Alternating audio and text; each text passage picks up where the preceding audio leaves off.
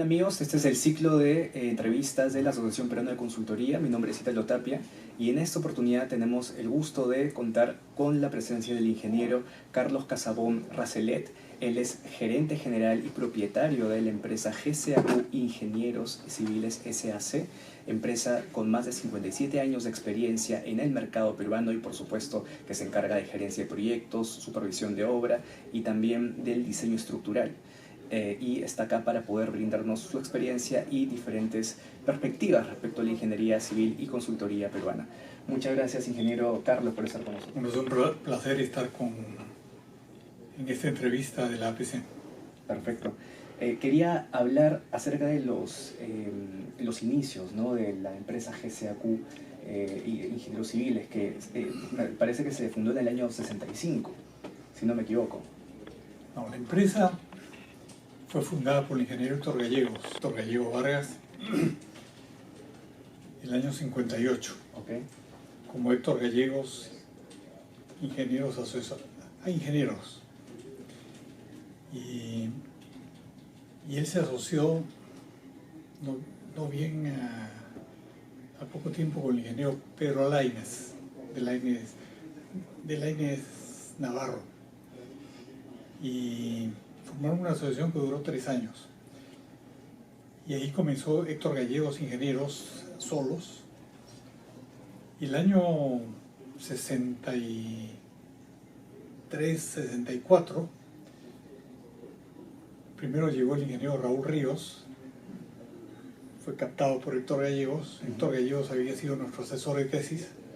En la UNI. En la UNI. Y meses después llegué yo. Ríos llegaba de Japón de hacer una maestría, yo llegaba de los Estados Unidos, una maestría. He estado 2 años allá. Y comenzamos a trabajar con Héctor Gallegos. A los 2 años nos hicimos asociados y después, años después, ya nos hicimos socios. Entonces digamos que el nacimiento de GCAQ Ingenieros Civiles vendría a ser ¿en qué año más o menos? 67, 68. Perfecto. Entonces, ustedes han hecho proyectos emblemáticos han hecho el diseño estructural de proyectos emblemáticos acá en Perú. Por ejemplo, el Centro Cívico fue el edificio más alto durante varios años, Claro. Más alto del Perú durante varios años, hasta que muchos años después, en el 2015, se inauguró la sede del Banco de la Nación, que justamente ustedes también hicieron el diseño estructural. Así es. Entonces, de alguna manera, ustedes diseñaron el edificio más alto del Perú en los 70s y volvieron a diseñar, rompiendo el récord, el edificio más alto en el 2015. Quisiera saber, por ejemplo, respecto a la sede del Banco de la Nación, que es el edificio más alto del Perú actualmente, que nos cuentes los retos, ¿no?, de su diseño estructural. Tengo entendido que es la primera vez que se utiliza el centro rígido, según Claro. o sea, ¿nos puede explicar un poco de eso? Lo tradicional ha sido ingeniería estructural a raíz del terremoto de 1964 en Alaska, en la que se cayeron muchos edificios modernos de esa época, con los mejores diseños de códigos americanos. Comenzó una investigación a fondo del problema sísmico conjuntamente entre Estados Unidos y Japón. Y se llegaron a modificaciones enormes en la concepción estructural, porque antes los edificios eran diseñados con estructuras muy flexibles, con la idea de que con esa flexibilidad, ese movimiento, se disipaba energía sísmica. Pero ese movimiento también, en una estructura de concreto armado, también trae daños. Esos daños reiterativos causan pérdida de capacidad. Entonces, hubo en el mundo, hubo mucha falla de esa tipología de edificios y comenzaron a hacerse edificios con muros. Eran muros y pórticos, muros y columnas, muros y columnas.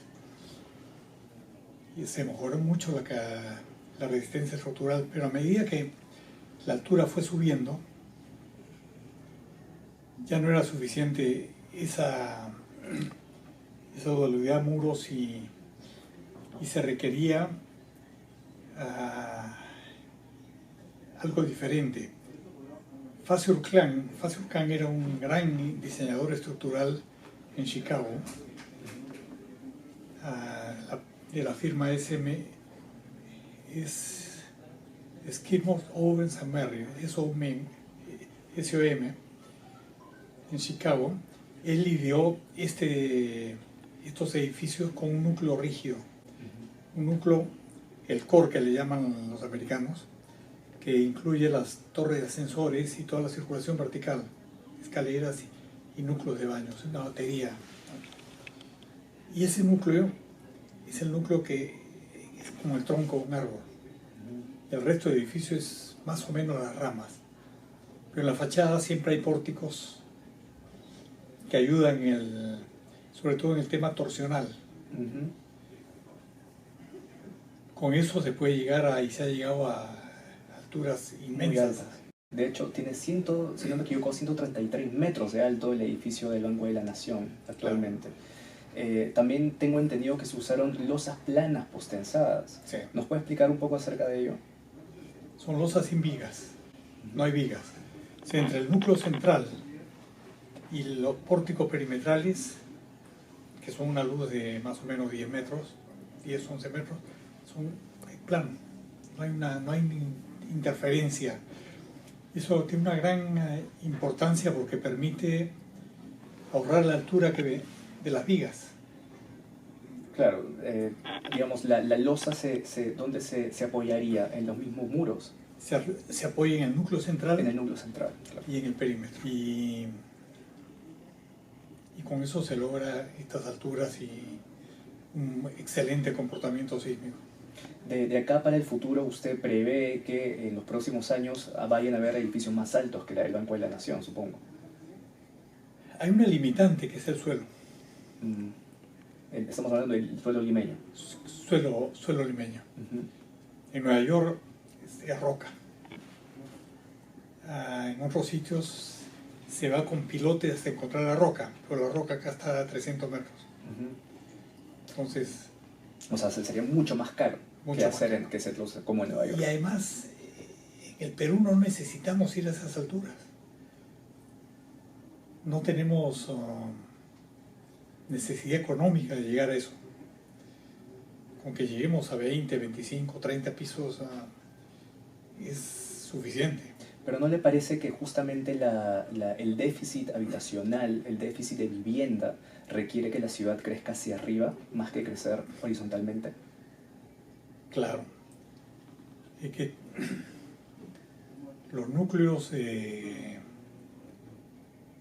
mayor densidad están en edificios de 10, 12, 15 pisos. Pero el 80% de la ciudad está en densidades menores de 100 habitantes por hectárea. O sea, es un poco difícil de visualizar, ¿no? Ya que somos una ciudad de casi 11 millones de habitantes. Pero es una ciudad plana. ¿Qué tiene? Centro Lima, San Isidro, Miraflores, Magdalena ahora, sí, en las avenidas, pero no es masivo. Y para de contar, el resto son edificios, zonas de 8 pisos, 9 pisos o un piso. Y los grandes barrios marginales son casitas de 2 pisos. Claro, digamos. Muy baja densidad. Quería también hablar acerca de un edificio que es emblemático de la ciudad. De hecho, está dentro de los 13 diseños arquitectónicos más innovadores, por decirlo de un modo, de Latinoamérica. No recuerdo exactamente qué revista fue la que hizo eso, pero estamos hablando de la Torre Interbank. Sí. De hecho, el edificio Interbank está hecho por dos estructuras, dos módulos. Uno de ellos, y quería empezar por el más pequeño, que es el de 7 pisos, tiene un súper volado, que le da, o sea, estéticamente se ve muy bien, pero eso estructuralmente genera un señor momento flector que hace que requiera, ¿no? un sistema estructural que, por favor, si nos puede contar un poco acerca de eso. Bueno, eso es lo que se llamaba la torre de dinero. Iba a ser donde estaba la bolsa. Y es un solo nivel casi de triple altura. Es una sala enorme. Y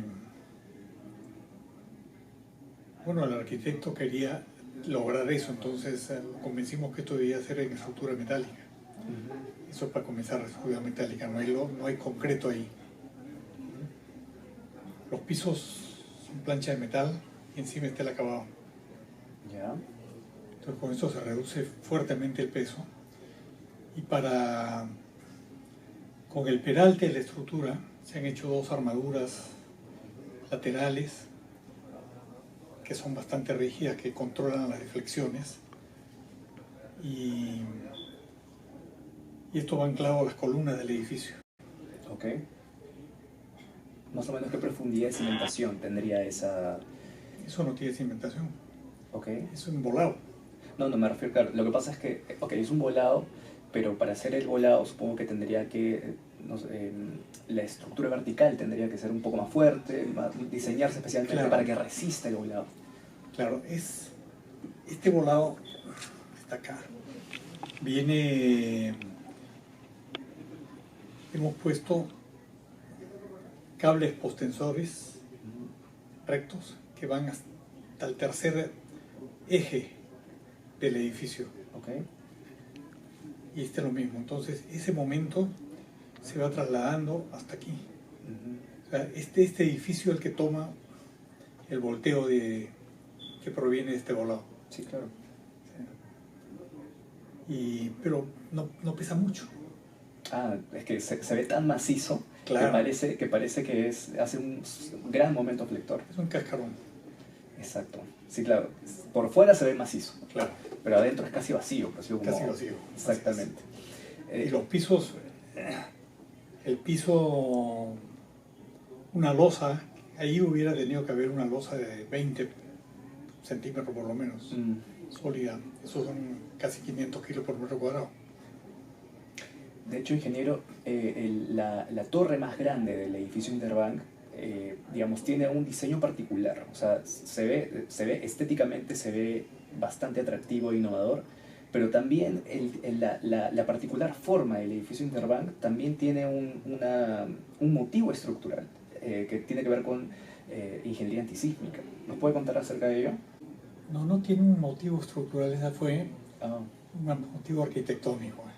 Es que el sitio, de acuerdo al arquitecto Hollein, austriaco, es un sitio privilegiado como punto para hacer un edificio, porque se ve por todos lados, por todos los ángulos. Todos lados. El Prado, Paseo República en el norte, Paseo República en el sur. Y él vio esa forma, ¿no? Y además le dio inclinación el edificio. El edificio es inclinado, una ligera inclinación, 20 centímetros por nivel. Okay. Ese fue el reto. La inclinación fue el principal reto estructural, ¿no? Cómo darle esa inclinación y haciendo que el edificio sea lo suficientemente resistente. Estable y resistente, ¿no? Ingeniero, quisiera que por favor nos contara un poco acerca de cómo ve la situación de la ingeniería civil y en todo caso la consultoría de ingeniería respecto a acá en el Perú, respecto a Latinoamérica o el mundo en general, en base a su trayectoria. Yo creo que la consultoría es una actividad indispensable para el desarrollo, porque las empresas consultoras congregan por sí mismas o en asociación con otros grupos profesionales de alta calidad para afrontar retos difíciles, ¿no? De diferentes proyectos de desarrollo, de ingeniería. Y En el Perú la ingeniería ha tenido altibajos, porque ha habido muchas luchas por lograr que, primero, una protección para la empresa nacional, para los profesionales nacionales. Y en alguna época se logró a medias, pero a raíz de la política de mercado libre se abrieron los mercados totalmente, en el año 90. ¿No sería 92 tal vez? ¿93? En los 90, claro, con, 90. con Fujimori. Claro, claro. Y ahí comenzó la competencia con empresas extranjeras. Entonces la solución para las empresas peruanas fue asociarse con empresas extranjeras para poder, porque los concursos fueron internacionales ahora. Para poder cumplir los requisitos que te piden los concursos, ¿no? Así es. Porque años de experiencia, etcétera. Años de experiencia. Y eso se ha ido con...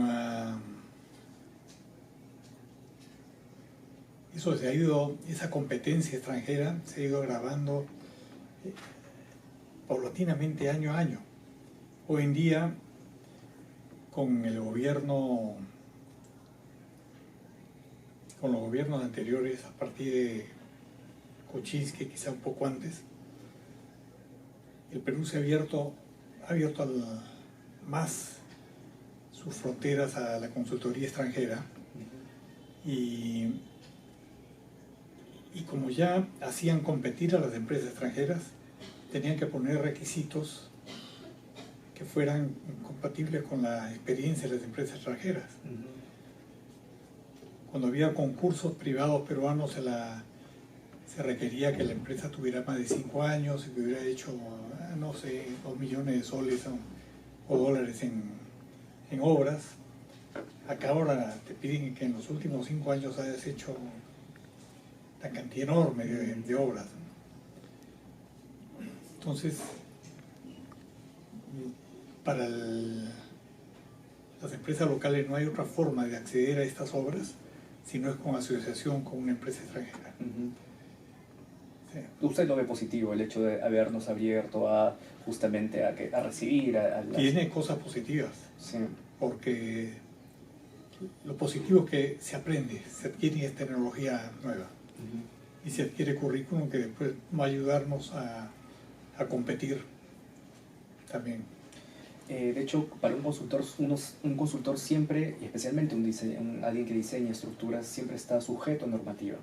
En el caso de, por ejemplo, la norma E030, sismo resistente, ¿qué recomendaciones o en todo caso, qué cree usted que debería cambiarse para poder mejorarla incluso más? ¿Qué tal vez usted considere?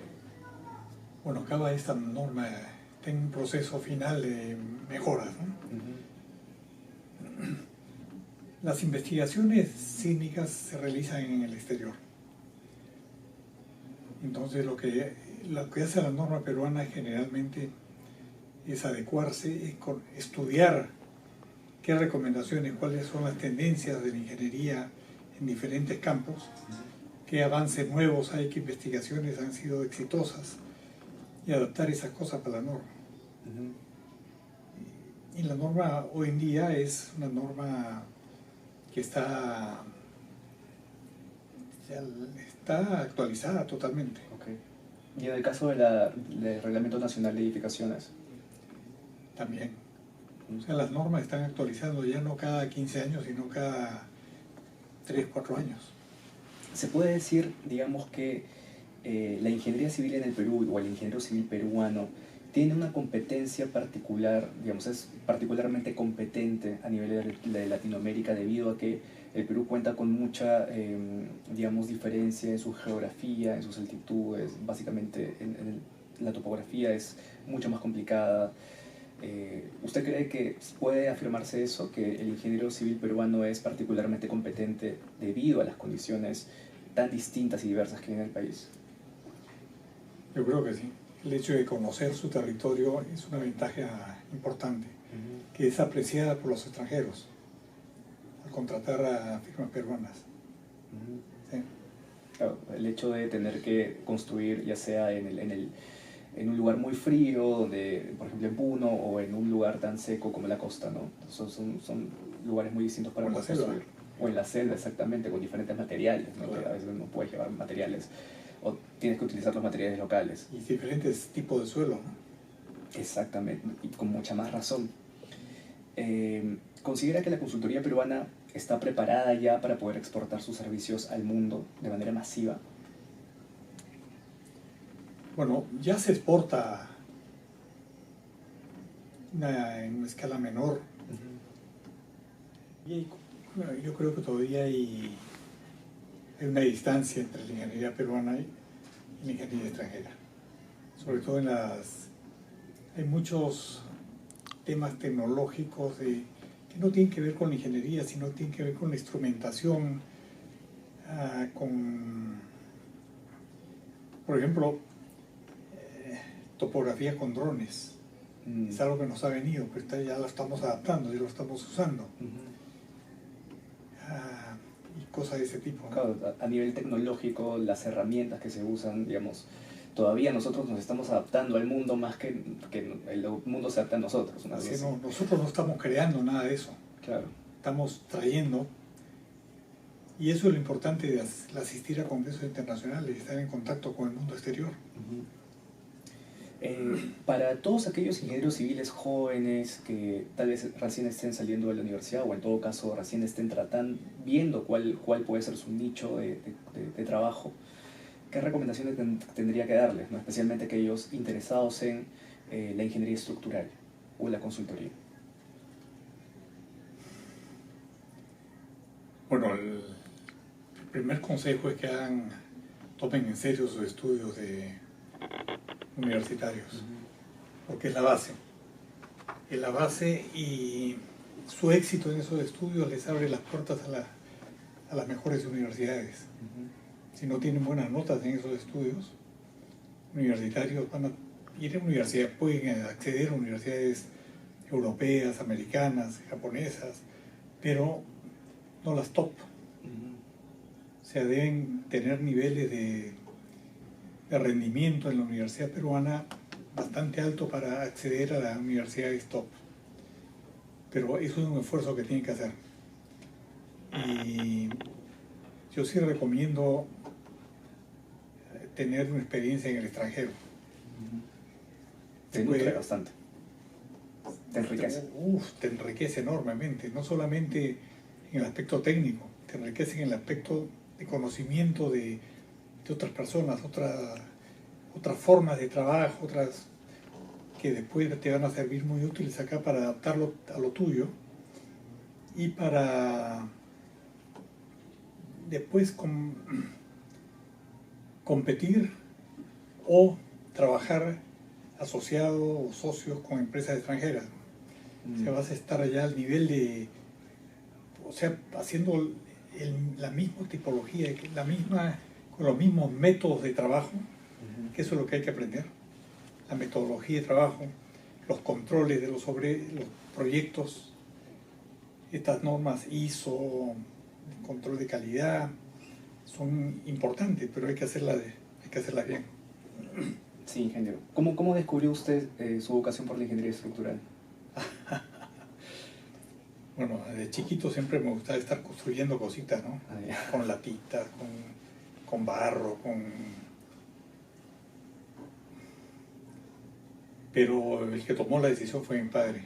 Mi padre quiso ser ingeniero civil, pero le dio meningitis cuando tenía 17 años. Estaba preparándose para el ingreso.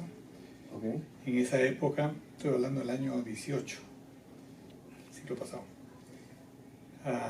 No había penicilina, no había nada. Y el tratamiento de la meningitis duró cerca de 6-7 meses en un hospital en Chosica, mejor clima.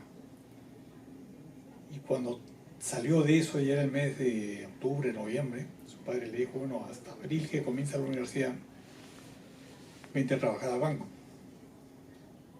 y nunca salió de banca. Ok. Nunca salió de banca. Trabajó 60 años en banca. Ujú. Y cuando yo estaba en quinto media, me llama y me dice, Carlos, bueno, ¿qué quieres estudiar? Yo le dije, administración, ciencias económicas. ¿Y por qué? Le dije, para ser banquero como tú.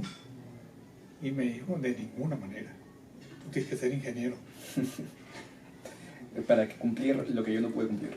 No necesariamente. Él había observado era muy observador y había visto las cosas que me gustaba jugar, las habilidades que sabe Dios que tenía.